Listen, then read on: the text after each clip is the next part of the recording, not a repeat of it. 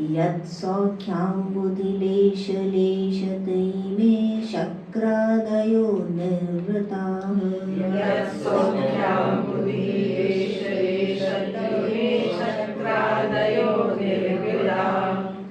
यच्चित्ते नितरां प्रशान्तकलने लब्ध्वा मुनिर्निर्वृतः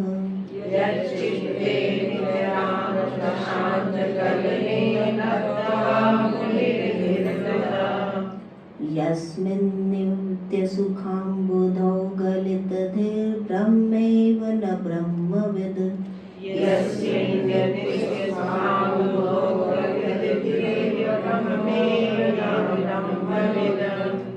यः कश्चित् स सुरेन्द्रवन्दितपदो नूनं मनीषा मम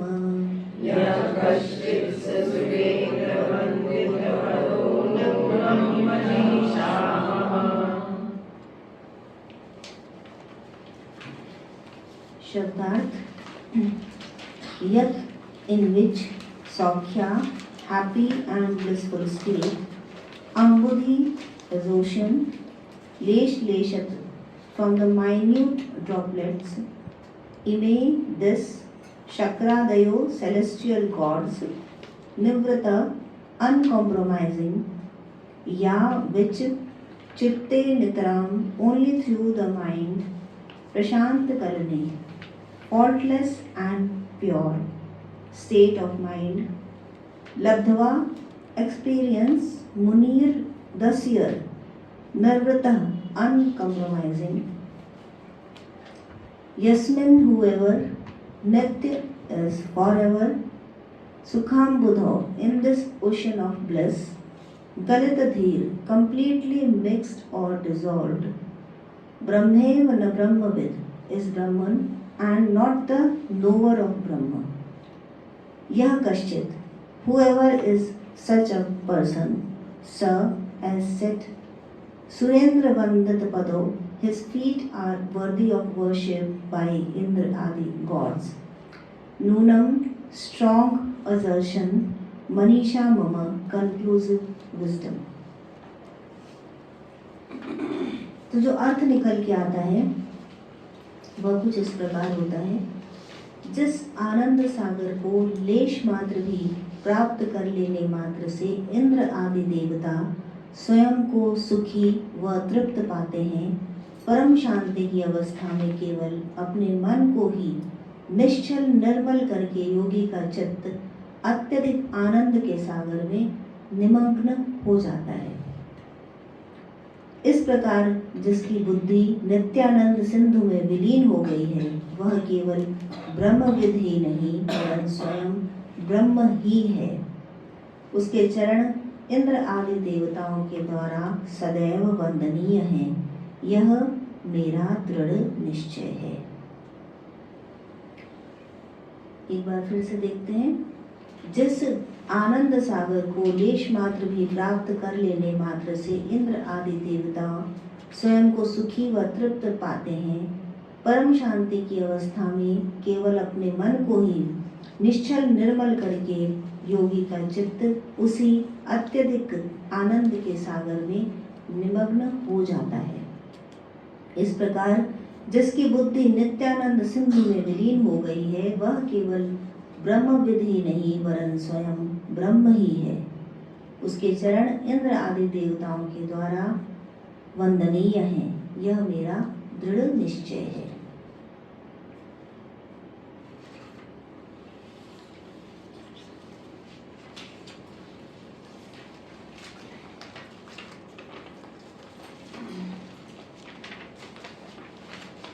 हमने आरंभ किया था मनीषा पंचकम को भगवद गीता के श्लोक से, जिसका अभिप्राय था कि जो समदर्शी, वह योगी समदर्शी है जो ब्राह्मण, गाय, हाथी, कुत्ता, चांडाल सभी के अंदर एक आत्मा को देखता है, वह समदर्शी है और सदैव ही वह आनंद सागर में आत्मानंद में विलीन रहता है।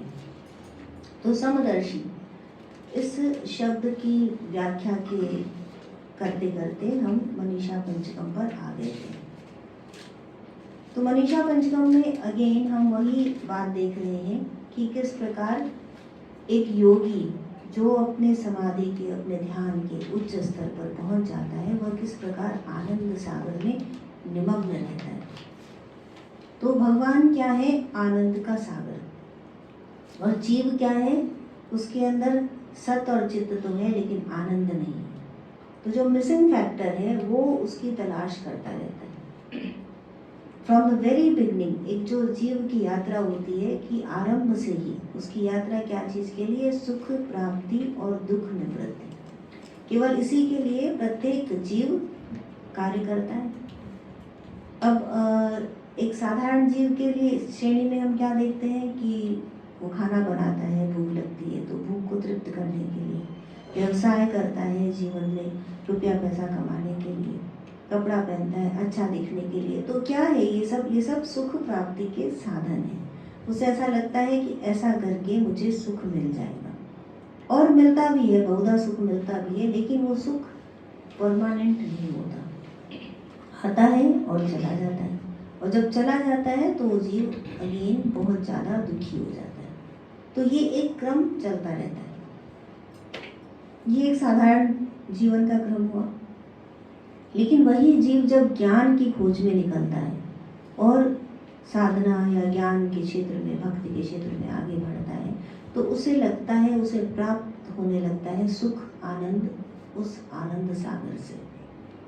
और उसे यह एहसास होने लगता है शनि शनि कि जो जगत से हमें सुख मिल रहे हैं वह नित्य नहीं है और सार्थक भी नहीं है, इनकी प्राप्ति का कोई अर्थ भी नहीं है, क्योंकि ये मरीचिका के समान है।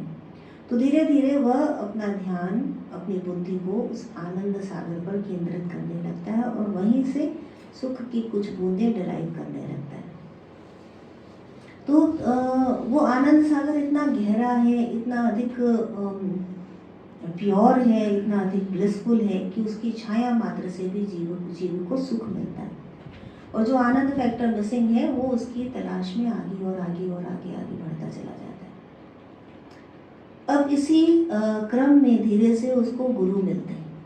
जब समय आता है, जब यह प्रकृति, भगवान, गुरु, आप कुछ भी कोई भी नाम ले लीजिए, कि जब समय आता है, जब वो देखता है कि हाँ ये जीव सत्य पथ पर चल रहा है, कि उसका अंतर स्थल जो है वो शुद्ध होने लगा है, तब भगवान ही स्वयं गुरु बन के सामने आते हैं। पर गुरु क्या है? जैसे हम ये श्लोक देख रहे हैं आदि शंकराचार्य के, तो हर बार वो कह रहे हैं कि वह गुरु है, वह गुरु है, वह गुरु है, यह मेरा दृढ़ निश्चय। तो गुरु का अर्थ क्या है? कि वह जो अंधकार को मिटा रहा है, जो प्रकाश ला रहा है। किस प्रकार का प्रकाश? ज्ञान का प्रकाश, आनंद का प्रकाश, यह प्रकाश ला रहा है, वह गुरु है। तो इस गुरु को पहचानना बहुत आवश्यक है यहाँ पर, क्योंकि अद्वैतवाद उस गुरु को, तत्व को पहचाने बिना पूरा नहीं होता। यह गुरु कोई क्योंकि अद्वैत की बात कर रहे हैं हम, तो कोई पिक्चर नहीं है, कोई फोटो नहीं है, कोई व्यक्ति विशेष नहीं है। यह क्या है? यह वह एलिमेंट है, that Anand, that blissful element, जो सदा ही आनंद में है, जो सदा ही ज्ञान में है, जो सदा ही प्रकाश में है। वह तत्व जो अज्ञानी जीव की मानसिकता से अलग है, जो उसके अंदर जो वॉइड है उसको जो फुलफिल करता है, यह वह तत्व है, उसकी बात हो रही है यहाँ पर। तो भगवद गीता में भी हम यही देखते हैं कि कैसे, वहाँ भी कैसे स्टार्टिंग होती है भगवद गीता में, कि अर्जुन के अंदर विषाद आ जाता है। कर्म करते करते युद्ध क्षेत्र में खड़ा खड़ा वो थक जाता है कि मैं इस कौरव सेना को नहीं हरा पाऊंगा, क्योंकि ये मेरे अपने ही हैं। ऐसा नहीं कि उसके अंदर सामर्थ्य नहीं है, लेकिन उसकी सामर्थ्य कहाँ कम पड़ रही है कि मोह आ जा रहा है बीच में। तो मोह से घिरा हुआ अर्जुन कहता है कि मैं इनको नहीं हरा सकता, मैं इनके ऊपर तीर नहीं चला सकता। कृष्ण, हे कृष्ण, आप मुझे बताएं कि मैं क्या करूं। आप देखिए अर्जुन क्या कह रहा है, अर्जुन के विषाद पक्ष को देखिए, क्योंकि बात ये जो 5वें श्लोक में है ये आनंद की है। तो इसलिए हम आनंद को और अधिक अच्छी तरह देखना चाहते हैं योगी कैसा बताया कि वह उस आनंद सागर में अपनी बुद्धि को, अपने मन को पूरी तरह डिसॉल्व करके बैठा है। और वह वो बहुत रेयर है। रोज रोज नहीं मिलते ऐसे योगी, ऐसे ज्ञानी, ऐसे मुनि, रोज रोज नहीं मिलते कि इधर उधर आपको कहीं भी आसपास 100-150 मिल जाए। वो कौन है? वो ऐसे हैं जिनके चरण कमल इंद्र द्वारा भी वंदनीय है, ऐसे योगी हैं। तो बात आती है आनंद की। और अभी हमने पीछे में क्या देखा कि प्रत्येक जीव उसी सुख और आनंद के तलाश में कार्य कर रहा है। इसलिए वी विल फोकस ऑन आनंद, सुख।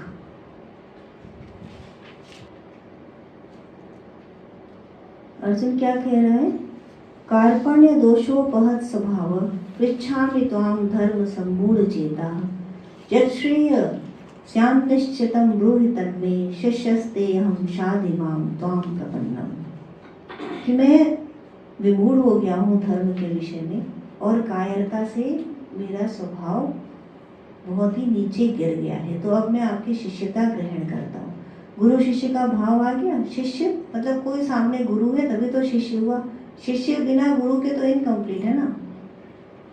और क्या कह रहा है कि कहाँ उसे शोक हो रहा है?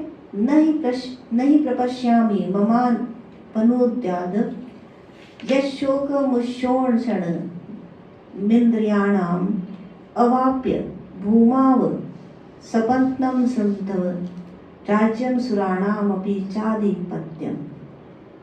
कि मैं कितने शोक से घायल हो गया हूँ, इतने दुख से घायल हो गया हूँ कि राज्य आदि का सुख भी मेरे इस शोक को दूर नहीं मिटा सकता। हे कृष्ण, तो केवल आपकी शिष्यता ग्रहण करके ही मैं इस शोक को दूर हटा पाने में समर्थ होऊंगा। तो कैसा शोक है? यह इंद्रियों को सुखाने वाला शोक है। और यही शोक कब होता है? भगवान बुद्ध को होता है। जब वो सिद्धार्थ थे तो उनको भी यही शोक होता है। उनको कैसे होता है कि सामने देखते हैं वो किसी वृद्ध को, किसी बीमार को, किसी मृत शरीर को, तो उन्हें शोक होता है, जबकि वो कोई अपना नहीं था उनका। लेकिन वो भी इस शोक से पार जाना चाहते हैं। अर्जुन भी इस शोक से पार जाना चाहता है। तो किसके पास आते हैं? वो आनंद सागर के पास आते हैं, क्योंकि उसी आनंद की कुछ बूंदें यदि गिरती हैं जीवात्मा के ऊपर तो उसमें ज्ञान का प्रकाश फैलता है। तो किसकी महत्ता हुई यहाँ? गुरु की महत्ता हुई। और अब जैसे ही गुरु की बात आती है तो जो साधारण व्यक्ति है वो क्या करता है? वो एक व्यक्ति के खोज में निकल जाता है। लेकिन गुरु, अगेन वही बात कि गुरु कोई व्यक्ति विशेष नहीं है। अद्वैत साधना हम बात कर रहे हैं अद्वैत की, तो गुरु कौन है? वह एक तत्व है। जैसे हम देखते हैं दत्तात्रेय के 24 गुरु हुए। यह बात बहुत पॉपुलर है, बहुत से लोगों को पता है दत्तात्रेय के 24 गुरु हुए। और दत्तात्रेय बहुत ही रियलाइज सेंट थे। तो 24 गुरु हुए। अब ये बात कही जाती है कि एक ही गुरु होना चाहिए, बदलिए मत गुरु को, लेकिन उनके 24 गुरु थे। तो इसका अर्थ क्या है? इससे हम इस गुरु तत्व को समझने का और अधिक प्रयास करेंगे।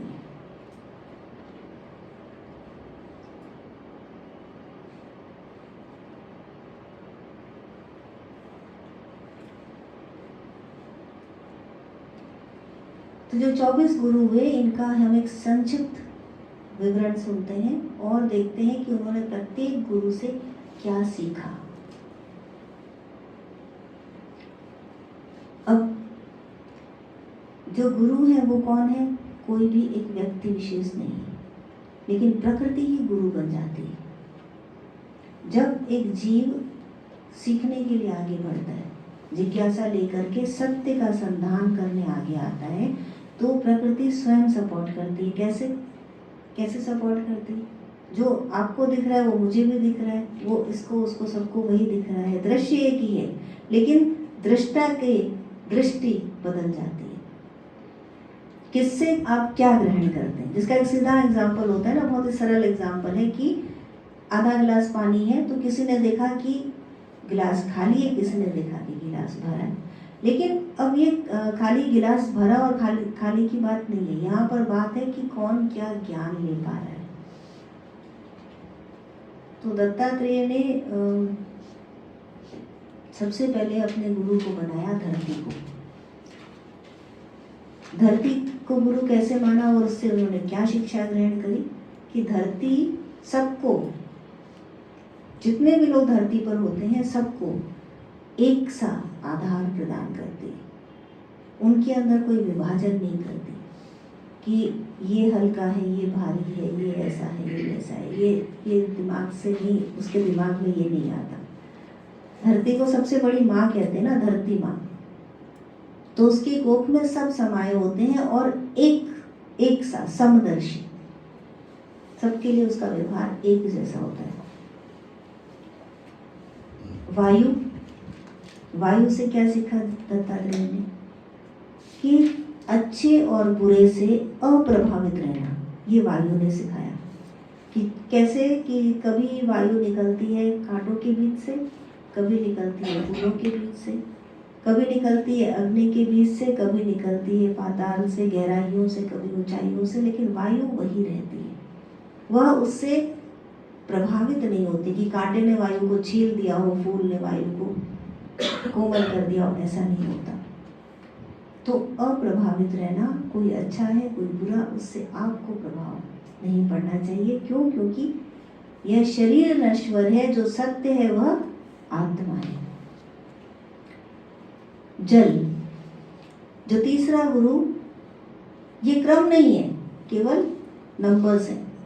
जो तीसरा गुरु है दत्तात्रेय का, वो है जल। जल से उन्होंने क्या शिक्षा ग्रहण करी कि जल सबसे नीचे रहता है। जल की एक क्वालिटी देखी आपने कि आप कहीं भी पानी भरें, जो सबसे निचली जगह होगी पानी वहां चला जाएगा। ऐसे ऐसे ऐसे ऐसे कई आप स्तरों पर पानी को, जल को डालें, जो सबसे निचली जगह होगी पानी वहां चला जाएगा। सबसे नीचे रहता है लेकिन सबको जीवन देता है। जीवन दायिनी शक्ति रखते हुए भी जल सबसे नीचे रहता है। और साधारणतः क्या होता है कि जरा सी शक्ति आ जाए, किसी को दवाई देने की, किसी को खुश करने की, किसी को ठीक करने की, किसी की जरा सी शक्ति आ जाए, प्राण देना तो बहुत बड़ी बात है।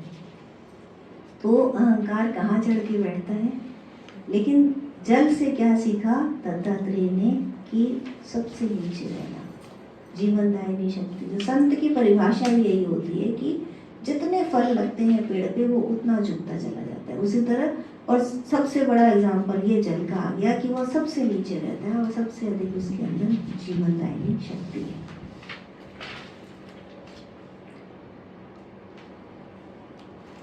स्पेस, आकाश जिसको बोलते हैं, उससे क्या सीखा दत्तात्रेय ने कि सर्वत्र और निराकार। कि आत्मा क्या है, वह सर्वत्र है और निराकार है। तो ये सीखा दत्तात्रेय ने कि तुम सब जगह हो, ऐसा कोई जगह नहीं जो तुम्हारे बिना हो, और ऐसा तुम्हारा कोई आकार नहीं जिससे तुम्हें दिखाया जा सके। यह आत्मा की दो खूबियां हैं और दत्तात्रेय ने यही ग्रहण किया आकाश से। अग्नि, अग्नि की क्वालिटी क्या है?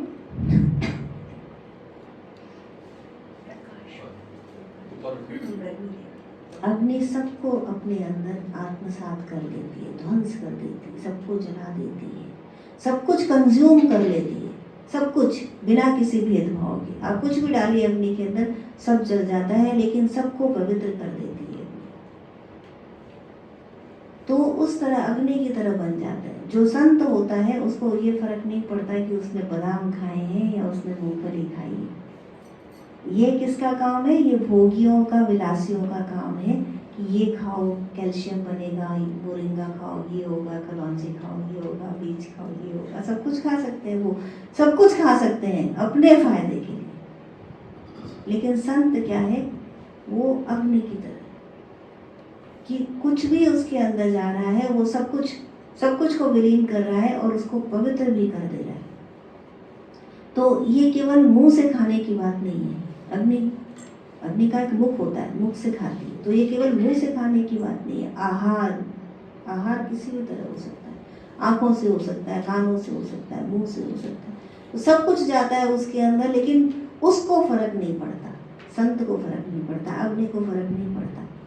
अग्नि में आप लकड़ियाँ डालिए तो अलग तरह की अग्नि और कोयला डालिए तो अलग तरह की अग्नि, ऐसा नहीं होता। अग्नि तो अग्नि है, कुछ भी जाता है अग्नि के अंदर फर्क नहीं पड़ता, लेकिन वो सबको पवित्र कर देती, सबको भस्म तो करती, सबको पवित्र भी कर देती।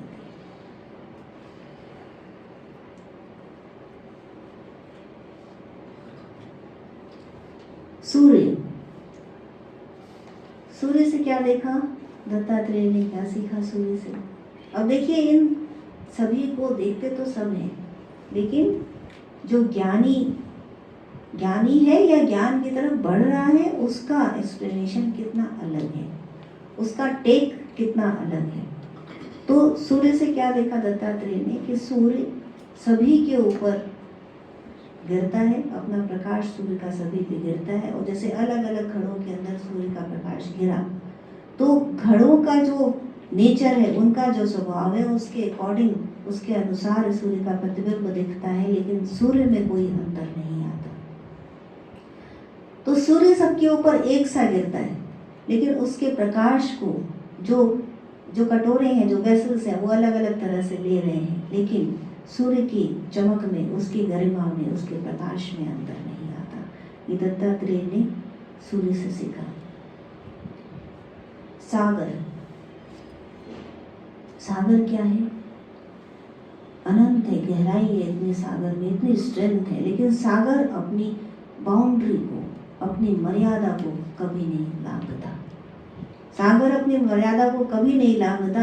ये सीखा दत्तात्रेय ने सागर से कि ज्ञानी को सदैव मर्यादित रहना चाहिए, अपनी मर्यादा को लांघना नहीं चाहिए। वो कर सकता है, वो बहुत कुछ कर सकता है, उसके अंदर बहुत पावर आ जाता है योगी के अंदर, ज्ञानी के अंदर, लेकिन सागर की भांति उसे अपनी बाउंड्रीज को तोड़ना नहीं चाहिए। चंद्रमा, चंद्रमा क्या करता है? जिस तरह से चंद्रमा सूर्य से प्रकाश को ग्रहण करता है और रात को दिखाता है सबको, रात के अंधेरे को चमक देता है, उसी तरह एक योगी को भी उस परमात्मा के प्रकाश से अपनी आत्मा के प्रकाश को प्रतिबिंबित करना है। यह बात दत्तात्रेय ने चांद से सीखी।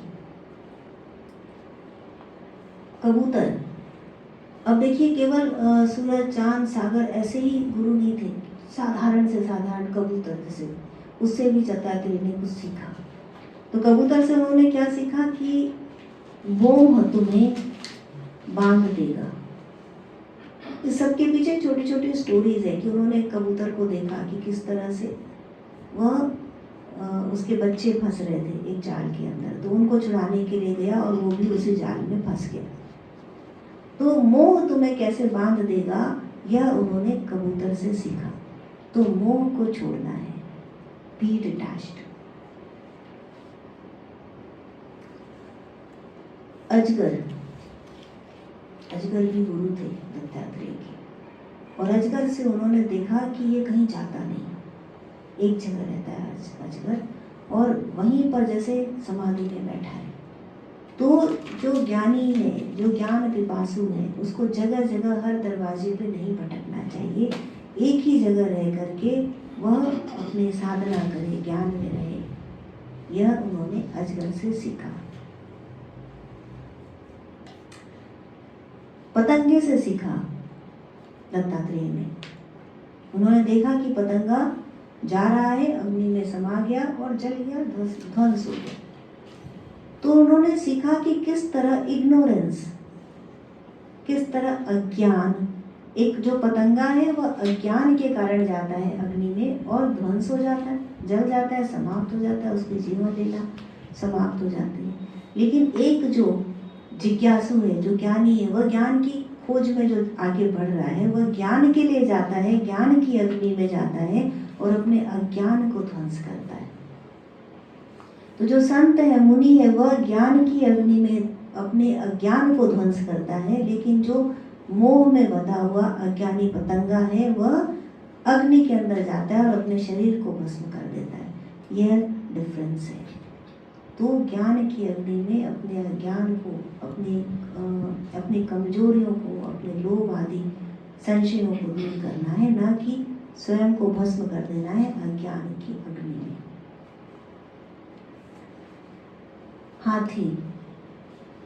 हाथी स्पर्श से आनंदित होता है और उसके कारण वह अपने जैसे कहते हैं ना हाथी बुद्धि वही हो जाती है।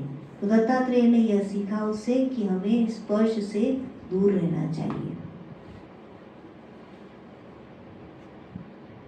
जो लोग हनी को कलेक्ट करते हैं, शहद को कलेक्शन करने वाले लोग होते हैं, उनको देखा एक बार दत्तात्रेय ने कि किस प्रकार वो जाते हैं और मधुमक्खी के छत्ते से शहद निकाल लेते हैं।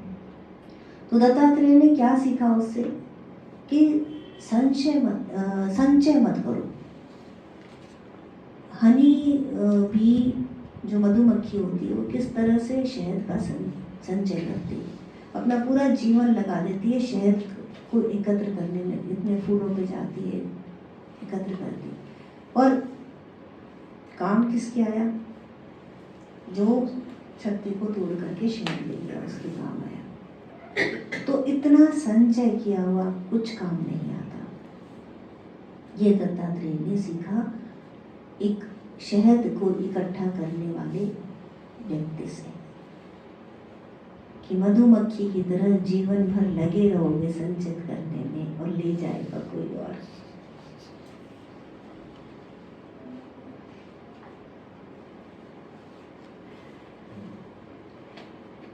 मछली से सीखा दत्तात्रेय ने, मछली से सीखा कि किस तरह कांटे में जो कीड़ा लगा रहता है उसके प्रलोभन में मछली दौड़ती हुई आती है और उस कांटे में फंस के अपनी जान दे देती है। तो प्रलोभन में, लालच में मत आओ। सांसारिक प्रलोभन तुम्हें बहुत अधिक पीड़ा पहुंचा सकते हैं, जान भी जा सकती है। एक पिघला हुई थी, प्रोस्टिट्यूट पिघला थी, और उसने अपने जीवन में बहुत ऊंचाइयों को पाया। वह ज्ञान की श्रेणी पे पहुंची और संत कहलाई। उसे देख करके दत्तात्रेय ने यह सीखा कि किस प्रकार अपनी कमजोरियों से ऊपर आया जा सकता है और भगवान को पाया जा सकता है। एक लुहार जो तीर बनाता था, उससे भी दत्तात्रेय ने सीखा। वो भी दत्तात्रेय के गुरुओं में से एक था। उससे क्या सीखा कि उन्होंने देखा कि वो जो लुहार था वो किस तरह से तीर के पॉइंट के ऊपर काम कर रहा था, कि तीर जितना अधिक पॉइंटेड होगा उतना अधिक निशाने पे ठीक बैठेगा और उसका पॉइंट बिल्कुल सटीक होना चाहिए।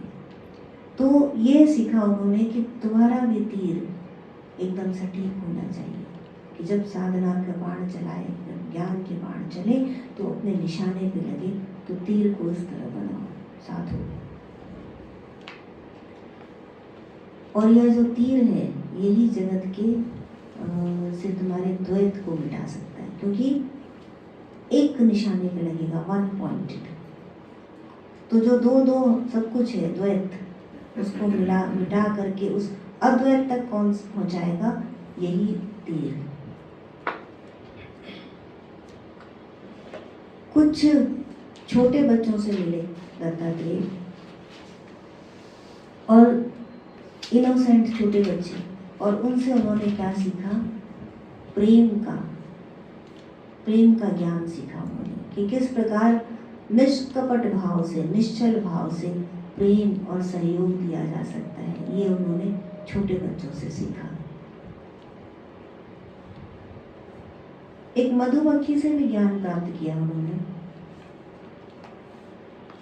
मधुमक्खी से क्या ज्ञान प्राप्त किया कि किस प्रकार देखा कि किस प्रकार मधुमक्खी अलग अलग फूलों पे जाती है और उनसे नेक्टर बटोरती है, लेकिन वो फूलों को कोई नुकसान नहीं पहुंचाती और फूलों से प्रभावित भी, फूलों के अलग अलग होने से कोई प्रभाव नहीं होता, वो सब में से एक ही सा नेक्टर निकालती है। यह उसने मधुमक्खी से सीखा। तो इसका अर्थ क्या हुआ कि अलग अलग शास्त्रों से, अलग अलग गुरुओं से, अलग अलग विषयों से आप किस तरह उस एक ही नेक्टर को निकाल सकते हैं। वही अमृत कैसे प्राप्त किया जा सकता है, अलग अलग शास्त्रों से, अलग अलग गुरुओं से, अलग अलग विषयों से किस प्रकार उस एक अमृत तत्व का दोहन किया जा सकता है, यह दत्तात्रेय ने मधुमक्खी से सीखा। एक हिरण क्या सिखा के गया कि लोभ से दूर रहो, मोह से दूर रहो, भ्रम से दूर रहो, नहीं तो तुम्हें क्या बनना पड़ेगा, एक दास बनना पड़ेगा। यह उन्होंने हिरण से सीखा। जो ईगल, हॉक ये होते हैं पक्षी, ये जनरली क्या देखे जाते हैं कि आपस में फाइट करते हैं, लड़ते हैं एक छोटे मांस के टुकड़े के लिए, और इतना लड़ते हैं कि मर जाते हैं और उसको कोई भी खाने वाला नहीं रहता। तो इस तरह किसी मटेरियल चीज़ के लिए लोभ में आकर के और आपस में द्वेष कलह नहीं करनी चाहिए, क्योंकि यदि इसमें आप फंसे रहेंगे तो कभी भी उन्नत नहीं हो पाएंगे। और ये बहुत कॉमन है, ऐसा नहीं है कि जरा सा अध्यात्म का अध्ययन करने वाले इससे ऊपर आ जाते हैं, ऐसा नहीं। कुछ भी दिखता है, कहीं भी लोभ दिख जाता है और उसके लिए आपस में लड़ने लगते हैं। जो ताकतवर है वह तुरंत कमजोर के ऊपर शासन करने का सोचने लगता है, और यदि ऐसा नहीं हो पाता, दोनों बराबर के हैं, तो युद्ध निश्चित है।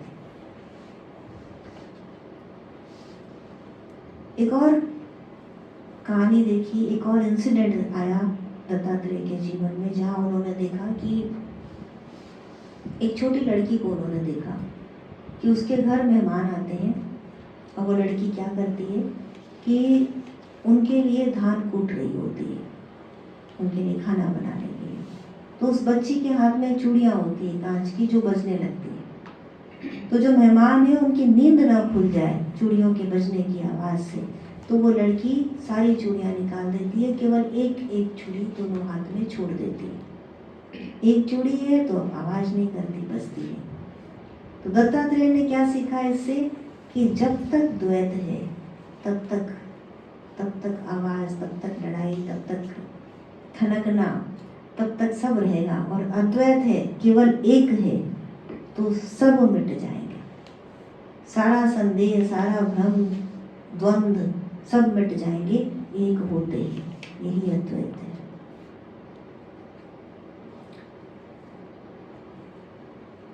सांप से सीखा दत्तात्रेय ने। सांप से क्या सीखा?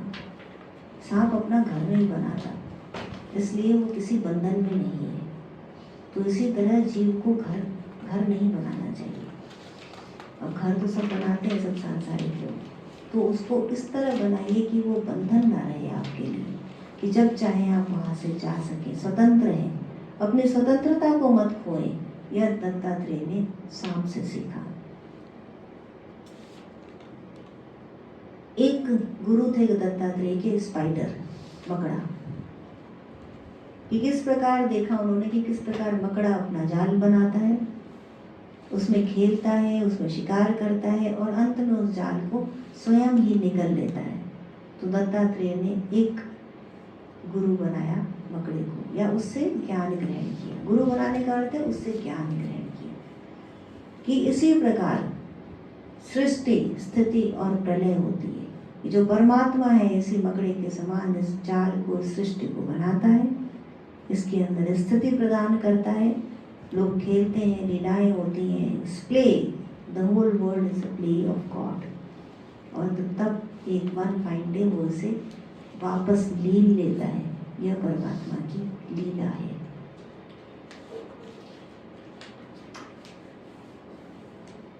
एक और जो गुरु थे दत्तात्रेय के, वह था एक कीड़ा। कीड़ा क्या करता है, उसके सामने एक बी होती है, एक वर्म और एक बी। तो क्या होता है, उसको देखते देखते कीड़ा उस बी में ट्रांसफर हो जाता है, उसी की तरह बन जाता है, आगे बढ़ता बढ़ता। तो ये देखा उन्होंने, इससे उन्होंने ग्रहण किया कि इसी तरह जो शिष्य है वो गुरु को देखते देखते उसको उसी के जीवन पर चलते चलते, उसके पद चिन्हों पर चलते चलते, वचनों पर अमल करते करते, उसकी तरफ देखते देखते एक दिन वही बन जाता है। तो ये थे दत्तात्रेय के 24 गुरु। अब देखिए, जो एक भ्रम था, एक मिसअंडरस्टैंडिंग थी, मैंने बहुत बार सुना लोगों के मुँह से कि दत्तात्रेय के तो 24 गुरु थे। अब देखिए उनके गुरु कौन थे और उन्होंने गुरुओं से क्या सीखा। तो यह समझने का विषय है और ग्रहण करने का भी विषय है। इसी गुरु की, इसी महानता की बात कर रहे हैं आदि शंकराचार्य कि जो जिसकी स्थिति है उस आनंद सागर के अंदर, वही गुरु है। यह मेरा दृढ़ निश्चय है, क्योंकि वही वह महत तत्व है जो जीवात्मा को परमात्मा से मिला देता है, जो आत्मा के अंदर आनंद सागर ला देता है। आत्मा तो स्वयं आनंद है, आनंद का सागर है, लेकिन जीव के संग जुड़ करके वह जीवात्मा बन जाती है और माया के अधीन आ जाती है। तो जब गुरु आते हैं, जब आनंद सागर, आनंद तत्व आता है, तो माया हट जाती है और केवल केवल और केवल क्या रह जाता है? आनंद का प्रकाश।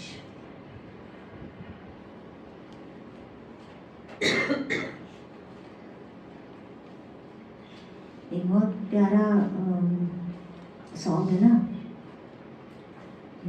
प्यार का सागर है, तू प्यार का सागर है, तेरी एक बूंद के प्यासे हम, तेरी एक बूंद के प्यासे हम, लौटा जो दिया तूने, लौटा जो दिया तूने, चले जाएंगे जहाँ से हम, चले जाएंगे जहाँ से हम, तू प्यार का सागर है, तू प्यार का सागर है।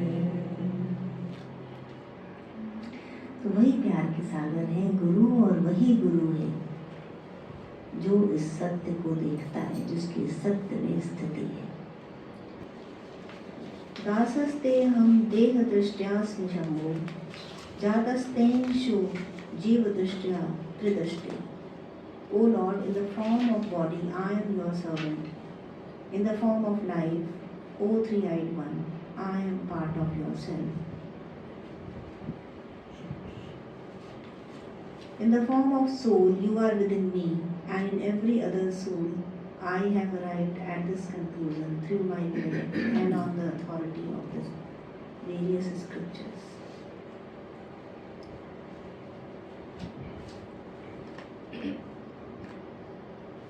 तो शंभु यहाँ पर लॉर्ड को, क्योंकि जहाँ से स्टार्टिंग होती है मनीषा पंचकम, वहाँ पर ये भी है कि भगवान शंकर आए थे चांडाल रूप में, और उन्होंने आकर के शंकराचार्य को दर्शन दिए। तो उन्हीं को एड्रेस करके वो कह रहे हैं कि इन द फॉर्म ऑफ बॉडी, कि जब मैं एक ज्ञानी, अब कौन बता रहा है? एक ज्ञानी बता रहा है। किसको बता रहा है? किसके सामने कह रहा है? भगवान के सामने कह रहा है। तो जैसे प्रार्थना करते हैं, यदि भगवान आ जाते हैं और एक ज्ञानी है तो क्या करेगा? उनसे प्रार्थना करेगा। किस प्रकार? अब मैं शरीर में हूँ, तो वो क्या कह रहे हैं? इन the form of body I am your servant. कि यदि मैंने एक ज्ञानी ने यदि शरीर धारण किया है, तो वह क्या है? वह उस परमात्मा का सेवक है। एक बात याद आई मुझे इस सर्वेंट, इस सेवक शब्द से। पूर्ण पुरुष है आप सभी के पास, उसमें लाहिरी महाराज का एक लेटर है जो उन्होंने ब्रिटिशर्स को लिखा है, कुछ नौकरी के लिए कुछ लिखा है उसके अंदर। मुझे पूरा इंसिडेंट याद नहीं, लेकिन उनका जो सिग्नेचर है वह उसमें सर्वेंट लिखा हुआ है। तो बहुत ही हिट किया था। जब इनिशियली मैंने देखा था तो मुझे अच्छा नहीं लगा था वहाँ पर कि अपना साइन कर रहे हैं योगीराज, तो लिख रहे हैं कि योर फेथफुल सर्वेंट या समथिंग लाइक दिस। फेथफुल नहीं होगा वर्ड, लेकिन सर्वेंट वर्ड है उसमें। तो यहाँ पे वही बता रहे हैं कि आई एम योर सर्वेंट। अब जो समदर्शी है, जो योगी है, वह हर एक के अंदर उसी आत्म तत्व को देख रहा है। वह किसी को भी लिख रहा है तो उसी परमात्मा को लिख रहा है, और खुद को कैसे बता रहा है कि मैं आपका सेवक हूँ। बहुत बढ़िया एग्जाम्पल है इस बात को समझने के। नेवर फॉरगेट दिस कि जो ज्ञानी है, जो योगी है, वो हर एक के सामने, आप कहेंगे कि वो अंग्रेजों के सर्वेंट क्यों बोला उन्होंने खुद को? वो अंग्रेज नहीं देख रहे हैं, उनके सामने वो अंग्रेज नहीं है, उनके सामने वो क्या है? He is the Lord himself. तो वो क्या बता रहे हैं कि मैं आपका सेवक हूँ। तो in the form of body I am your servant, in the form of life O three eyed one I am part of your self. अब क्या है? जातस्ते अंशो जीव दृष्टिया त्रिदृष्टि, कि जीव रूप में क्या हूँ मैं? लाइफ, जीव फॉर्म। लाइफ और डेथ क्या है? कि जहाँ पर जीवन है और जहाँ पर जीवन नहीं है। एंटिटी नहीं बदलती। कैसे विभाजन को देखिए। शरीर क्या है? अभी हमने इतने 5 श्लोकों में सीखा, पंच तत्वों से बना शरीर है। और सीखने की क्या बात है, थोड़ा सा पास में देख लीजिए। यदि अभी एक हाथ कट के जमीन पे गिर जाए तो उसमें क्या है? पंच तत्व के अलावा कुछ नहीं ना। चेतन रहेगा वो, चेतना तो नहीं रहेगी उसके अंदर, लेकिन आपके अंदर चेतना है। आपके अंदर जो चेतन शक्ति है वो फिर भी जीवित है। उस हाथ के अलग हो जाने से चेतना नहीं नष्ट हो गई। तो शरीर किससे बना है? पंच तत्वों से बना है, वो अलग हो गया।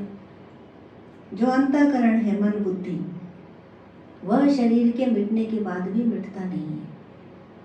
तो वह जाके दूसरा शरीर ग्रहण करता है, वह है इंटैक्ट है। और वह समय आने पर जब साधना होती है, जब योग में जुड़ता है, तब वो उसके बीजों का ध्वंस होता है, संस्कार होगा। तो क्या रह गई? आत्मा। तो आत्मा ने जब शरीर धारण किया हुआ है, उस जीव रूप में क्या है वह? In the form of life O three eyed one I am part of your self. जीव क्या है? जीवात्मा क्या है? उसी परमात्मा का अंश रूप है। उसी जो अद्वैत है उसी का फिर से सारांश इसी में दिया हुआ है कि यदि मैं बॉडी के फॉर्म में हूँ तो मैं तुम्हारा सेवक।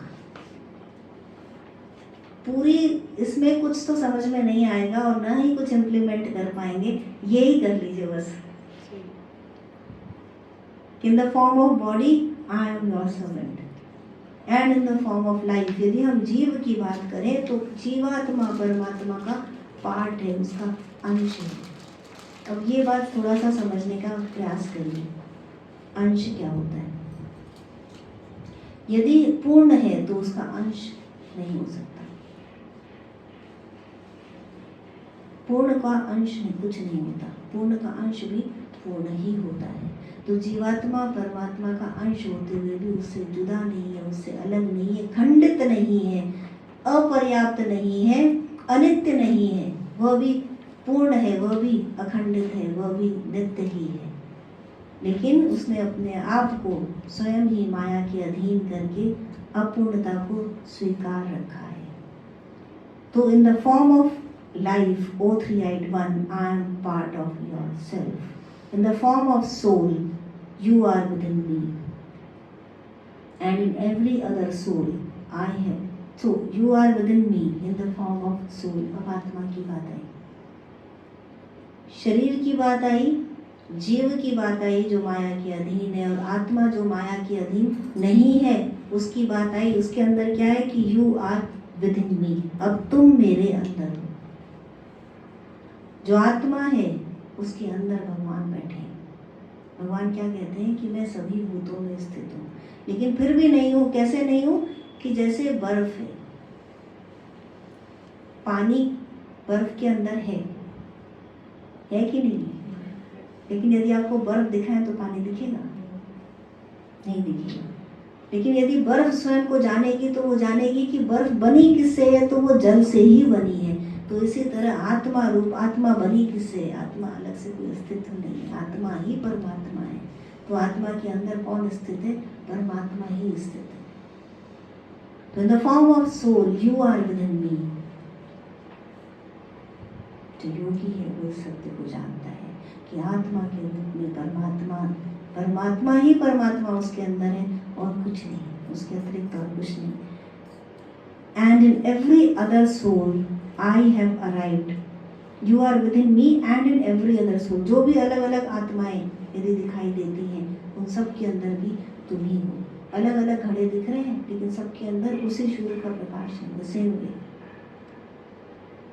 तो वन एंड मैनी कि उस वही सत्ता सबके अंदर भाषित है। आई have arrived at this conclusion through my intellect and on the authority of the various scriptures.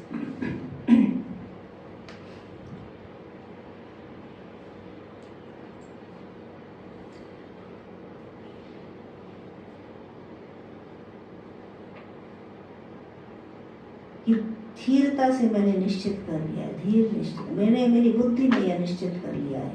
क्या निश्चित कर लिया है? सभी शास्त्रों के आधार पर। और मेरी बुद्धि ने यह निश्चित कर लिया है, क्या निश्चित कर लिया है? जो अभी बताया कि तुम ही हो सर्वत्र। तो जो पहले बात कह रहे थे कि वही गुरु है, यह मेरा कंक्लूसिव विजडम है। वही मेरी बुद्धि ने यह निश्चित कर लिया है, इस बात को निश्चित कर लिया है जो अभी बताई गई है। इति श्रीमच्छरणं कर्म भगवतः कृतो मनीषा पंचकं संपूर्ण।